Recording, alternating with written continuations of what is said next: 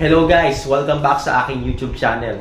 In today's video, meron ulit tayong mathematical problem na nanggagaling sa Battle of the Brains High School Division Difficult Round. So the question here, Earl can paint the house in 10 days and Ronald can paint the house in 12 days. How long will it take to paint the house if both men work at the same time? Mapapansin naman natin sa tanong, ang hinahanap ay combined rate. Kaya kunin natin ang formula ng combined rate, in other term, working together. So here's the formula. T time completed together over A plus T over person B is equal to 1. So ang gagawin naman natin, we're about to substitute these given letters. So let's take this T as time completed together. A, si person A, which is Earl, ilang days ba niya na-paint ang house? Very good, 10. So let's take 10 here. And B, which is si Ronald, ilang days ba niya na-paint ang house? 12 days. Ayan. And what we're going to do now is to substitute. T over 10 plus T over 12 is equal to 1. Paano yan? Magkaiba ang denominator. Very good. We're about to get the LCD by taking these two numbers together. By doing agreed, 10 and 12. So, una natin gagawin para makuha ang LCD, balikan natin.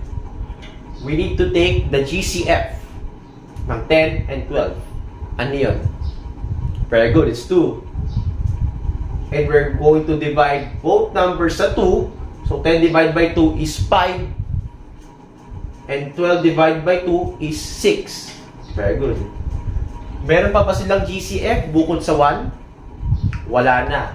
So what we're going to do now, we're about to multiply the GCF, which is 2, sa dalawang natitirang number, which is 5 and 6. Kaya gagawin naman natin, multiply. 2 times 5 is 10. 10 times 6 is 60. Very good. So let's take the LCD, which is equal to 60.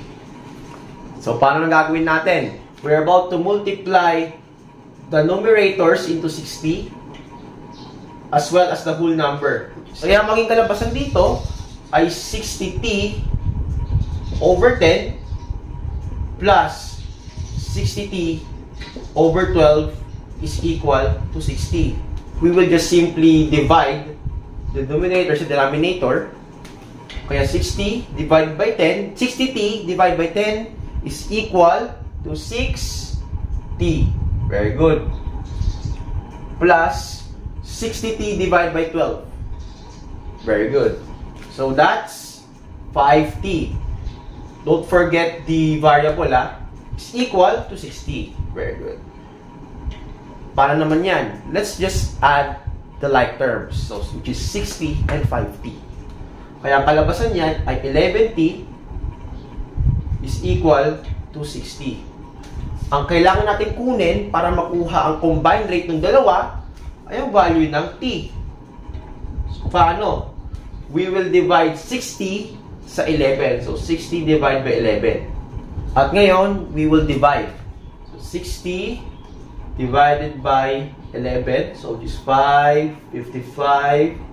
And subtract, it's 5. It cannot be simplified. So the final answer for T is equal to 5 and 5 over 11 days.